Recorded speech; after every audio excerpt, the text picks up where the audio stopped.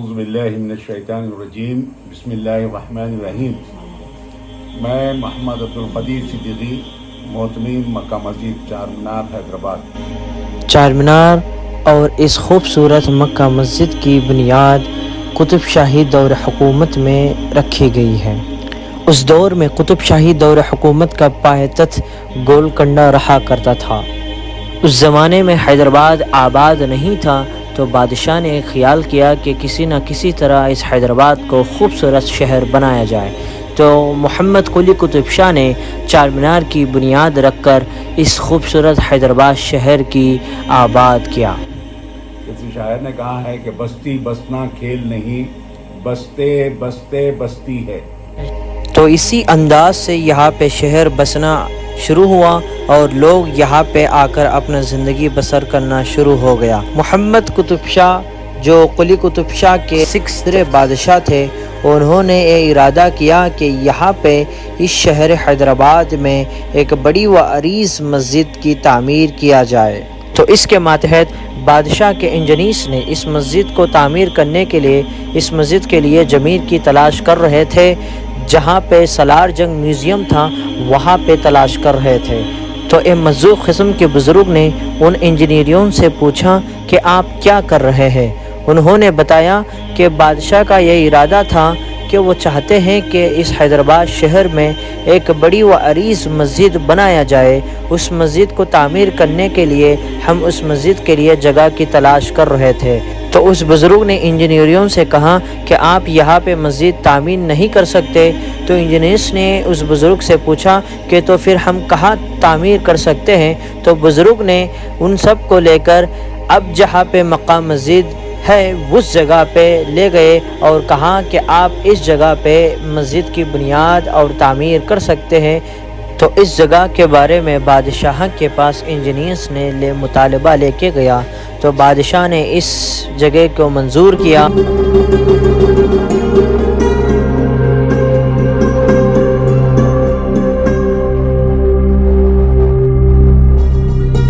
یہ بیلجیم کے بنے ہوئے تقریباً 250 سال پرانے جو ہے اینٹک چینڈلرز ہیں، جو ہم رمضان کے مہینے میں پورا کھولتے ہیں اور جو ہے میلاد النبی صلی اللہ علیہ وسلم کے موقع پہ پوری لائٹنگ کر دیتے ہیں۔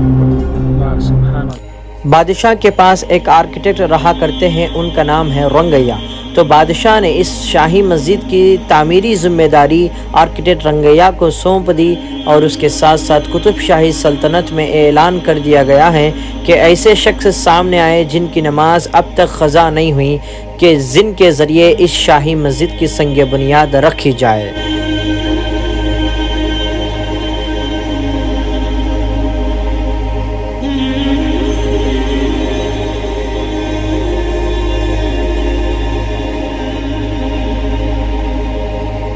یہ جو ٹوکرے ہیں وہ کعبہ شریف کے غلاف ہیں۔ سبحان اللہ۔ کعبہ شریف کا غلاف ہے اور اس کے اوپر قرآنی آیتیں لکھے ہوئے ہیں جو وہاں کے بادشاہ ہمارے بادشاہ کو تحفتاً بھیجے۔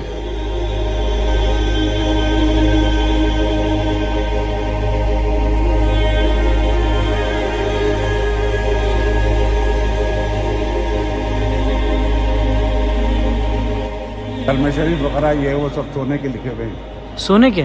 سونے کے ہیں، ماشاءاللہ۔ اور کلمہ شریف اوپر ہے، اس کے بعد میں درود شریف ہے۔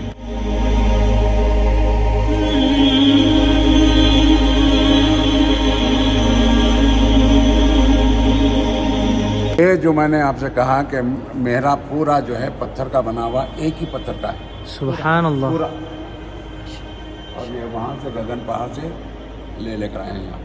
یہ لوگ اب ہم نے بتایا تو معلوم نہیں ہوتا کہ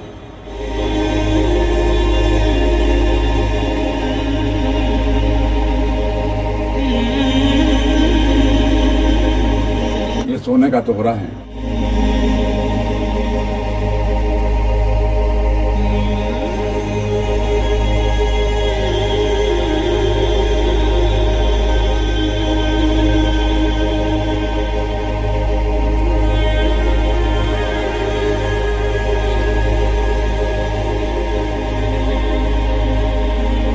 یہ دیوار کی چوڑائی دیکھا، بہت دن انتظار کرنے کے بعد بادشاہ کے یہاں 2 شخص تشریف لائے اور ان میں سے ایک نے کہا کہ میں نماز پڑھ رہا تھا تو درمیان میں سورج نکل گئی تو مجھے شک ہے کہ میری ایک نماز قضا ہوئی، اور دوسرے شخص نے کہا کہ بادل ابر کرنے کی وجہ سے میری عصر اور مغرب کی نماز میں شک ہو گیا کہ میری ایک نماز قضا ہو گئی۔ تو اس سننے کے بعد بادشاہ نے بتایا کہ الحمدللہ مجھے میری اب تک ایک نماز بھی قضا نہیں، اور بہت خوشی کے ساتھ بادشاہ یہ بھی بتاتے ہیں کہ الحمدللہ میری تہجد کی نماز بھی اب تک قضا نہیں ہوئی۔ تو بالآخر اس 3 حضرات نے اس شاہی مکہ مسجد کی بنیاد رکھی، یعنی سنگ بنیاد کی، اور اس کے بعد بادشاہ نے اس مسجد کی تعمیر کے لیے فنڈ جاری کرتے رہے۔ تو بادشاہ فنڈ جاری کرتے کرتے ان کے دنیا فانی سے انہوں نے چلے گئے، اور اس کے بعد تیسرے بادشاہ آئے، اور اس کے بعد چوتھے بادشاہ آئے، اور بالآخر مغل بادشاہ کے مغل حکومت کے شہنشاہ حضرت اورنگزیب عالمگیر رحمۃ اللہ علیہ نے شہر دکن حیدرآباد کو فتح کر لیا۔ تو 4 بادشاہوں کے بعد حضرت اورنگزیب عالمگیر رحمۃ اللہ علیہ کے دور حکومت میں اس مسجد کی پوری تعمیری کام ختم ہو چکا ہے، اور مکمل مسجد انہی کے دور حکومت میں بنی ہے۔ تو کہا جاتا ہے کہ ساؤتھ ایشیا میں سب سے بڑی اور سب سے خوبصورت مسجد مکہ مسجد ہے۔ تو یہ ساری مکہ مسجد 5 ایکڑ زمین پر مبنی ہے، اور مغل بادشاہوں کے بعد آصف جاہی خاندان نے اس مسجد کی کافی خدمات کی۔ تو اس مسجد میں حضرت محمد صلی اللہ علیہ وسلم کے آثار مبارک، اور حضرت علی رضی اللہ عنہ کے آثار مبارک، اور حضرت حسن اور حسین رضی اللہ عنہ کے آثار مبارک، اور اس کے ساتھ ساتھ پیران پیر حضرت عبد القادر جیلانی رحمۃ اللہ علیہ کے آثار مبارک یہاں پہ موجود ہے۔ تو اس وجہ سے آصف جاہی خاندان کے بادشاہوں نے یہ ارادہ کیا کہ ہم قطب شاہی خاندان کے طرح اپنے مقبرے بنا کے ہم اپنی آخری قیامگاہ نہیں کریں گے، ہم اس آثار مبارک کے یہاں سر کر کے اپنی آخری قیامگاہ بنائیں گے۔ شمس آباد کے یہاں ایک پہاڑ ہے، اس کا نام ہے گگن پہاڑ۔ تو اس گگن پہاڑ سے پتھر خراج کر بڑے بڑے پہاڑ نے لا کر اس مسجد کے تعمیری کام میں استعمال کیے گئے ہیں۔ تو ایک اس مسجد کے ایک کمان کی تقریباً 60 فیٹ کی ہوتی ہے۔ تو اس مسجد کی خوبصورت کو دیکھنے کے لیے لوگ یہاں دنیا بھر سے آتے ہیں، اور پورے ساؤتھ ایشیا میں ایسی مسجد کئی اور آپ کو نظر نہیں آئے گی۔ تو اس مسجد کی خوبصورت آج بھی شانہ بہ شانہ ہے۔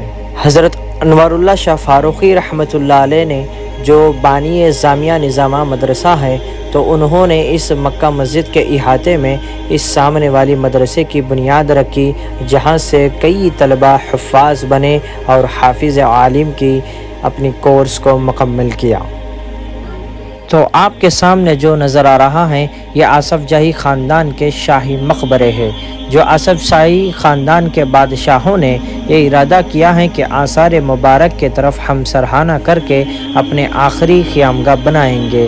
تو آصف جاہی خاندان کے بادشاہوں کے قبور پر میر عثمان علی خان نے اپنے دور حکومت میں اس شاہی مقبرے کی تعمیر کروائی، جن کے نیچے آپ کے مسجد کے احاطے میں اس شاہی مقبرے دیکھ سکتے ہیں۔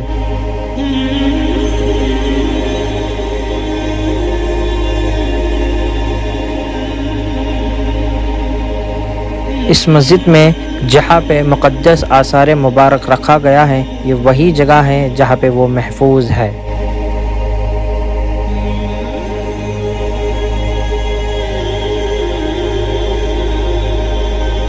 یہ قبور آصف جاہی خاندان کے میر محبوب علی خان صاحب کی ہے۔ تو یہ ہے ناظرین شہر حیدرآباد کی مکہ مسجد کی کچھ تاریخی معلومات، اور اگر آپ یہ اس ویڈیو کو پسند کرتے ہیں اور اس کے ساتھ ساتھ ہماری معلومات آپ کو دلچسپ لگتے ہیں تو اس ویڈیو کو زیادہ سے زیادہ شیئر کریں، اور اپنے رائے اور مشورے ہم کو نیچے کامنٹ باکس میں بتا دیجئے، اور اس کے ساتھ ساتھ ایسی اسلامی تاریخی مقامات کو نماز اور اذانوں سے آباد کرنے میں ہماری مدد کریں۔ اب تک کے لیے اجازت چاہتا ہوں۔ السلام علیکم ورحمۃ اللہ وبرکاتہ۔